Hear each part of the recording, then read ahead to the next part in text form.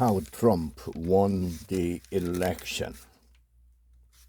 How Trump spun his grievances into gold. He bet that the anger he voiced would resolute in a politically divided U.S. Donald J. Trump's chief pollster, Tony, had seen just about everything in his three races, working for the controversy-stoking former U.S. president, but even he seemed to be bracing for bad news. Mr. Trump had just debated Vice President Kamala Harris, repeatedly taking her bait, wasting time litigating his crowd size and spreading baseless rumors about pet-eating immigrants. How he won in 2024 came down to one essential bet, that his grievances could meld with those of the MAGA movement, and then with the Republican Party, and then with more than half of Americans. His mug shot became a best-selling shot. His criminal conviction inspired $100 million in donation in one day. The images of him bleeding after a failed assassination attempt became the symbol of what supporters saw as a campaign of destiny. God spared my life for a reason, he said at his victory speech early Wednesday, adding, "We are going to fulfill that mission together." At times, Mr. Trump could be so crude and self-indulgent on the stump that aides wondered if he were engaged in an absurdist experiment to test how much aberrant behavior voters would tolerate.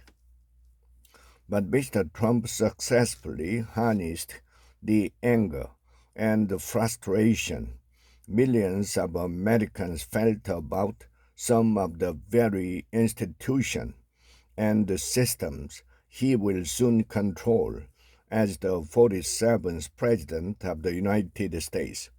Voters unhappy with the nation's direction turned him into a vessel for their rage. The elites cannot come to grips with how alienated they are from the country, said Newt Gingrich, the former House Speaker and an informal advisor to the former and now future president. But more than just broad societal forces were at play. His victory owed, in part, to strategic decision by a campaign operation that was his most stable yet and was held together for nearly 4 years by a veteran operative, Susie Wiles, even if the candidate himself was, for much of 2024, as erratic as ever. On Thursday, Mr. Trump named Ms. Wiles as his chief of staff when he returns to the White House in January. The Trump team schemed to find ways to save its cash for a final ad blitz, abandoning a traditional ground game to turn out its voters and relying instead on a relatively small paid staff, buttressed by volunteers and outsiders, including the world's richest man, Elon Musk. Mr. Trump relentlessly pushed to define Ms. Harris not just as radically liberal, but as foolishly out of the mainstream. The inspiration, his advisor said, was a memorable Nixon-era saying by the Republican strategist Arthur, a crook, or in Mr. Trump's case, a convict, always beat a fool. Not every decision Mr. Trump made was genius because he won, and not every everyday decision Ms. Harris made was poor because she lost.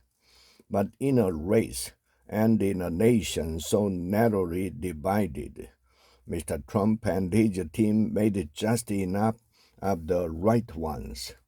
Strength of his conviction. For almost any other politician, Mr. Trump's conviction on 34 felony counts related to hush money payments to a porn star would have been the worst day of his candidacy. Instead, it gave him financial rocket fuel. Small donors poured $50 million into his coffers in 24 hours, and his main super PAC was informed by its bank of a $50 million wire transfer the day after the conviction, but needed first to confirm who had sent it to make sure it wasn't fraudulent. The problem was they didn't know because one of the biggest contributions in American history had been sent without any heads up.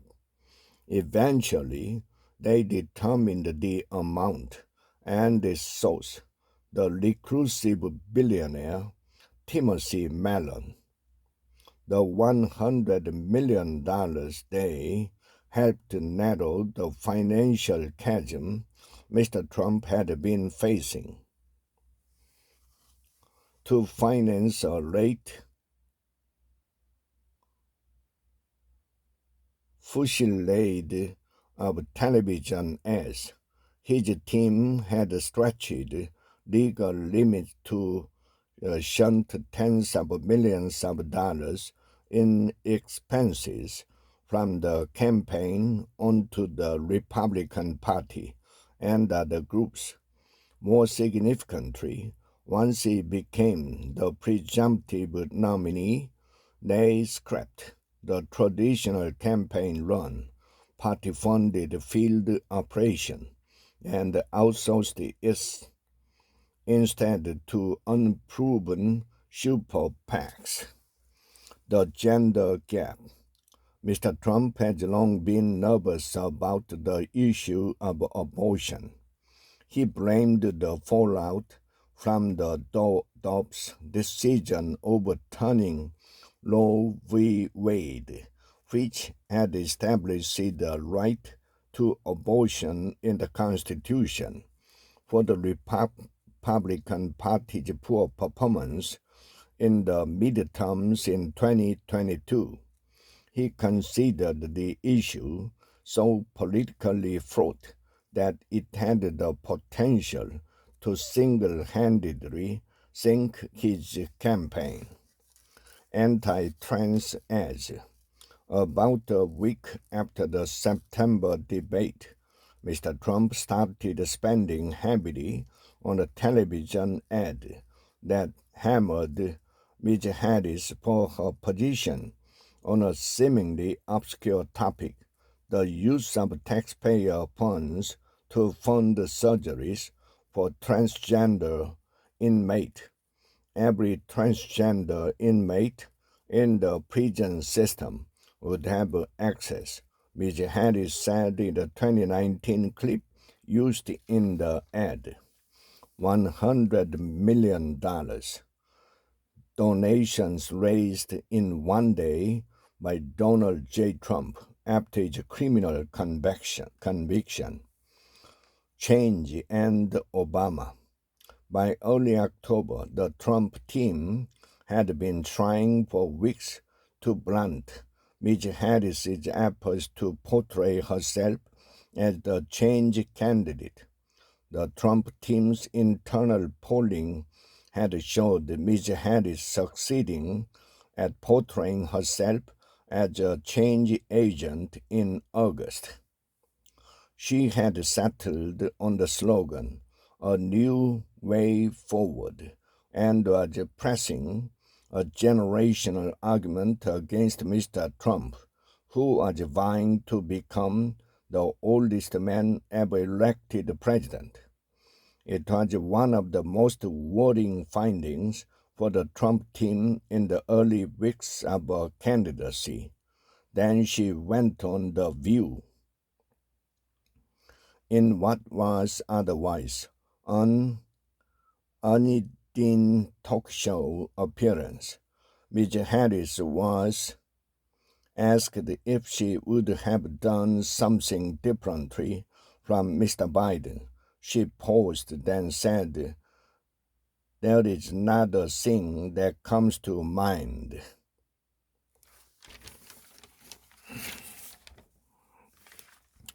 Trump turbulence. Mr. Trump's capacity to resist handling kept his ace on edge up to the end. In just the final 10 days, Mr. Trump promised to be the protector of women, whether they like it or not. He called himself the father of fertilization. He made a crack about Liz Cheney facing battle and standing with 9 rifles trained at the pace. His campaign put the comics racist set on stage at Madison Square Garden, and it diverted his campaign plan from the 7 main battlegrounds where he had run nearly all his ads to make stops in New Mexico, Virginia, and New York, simply because he wanted to. Some of the Harris team final measurement suggested his later wild antics were breaking through and that they believed the voters were weighing them against the former president. The election results showed the opposite.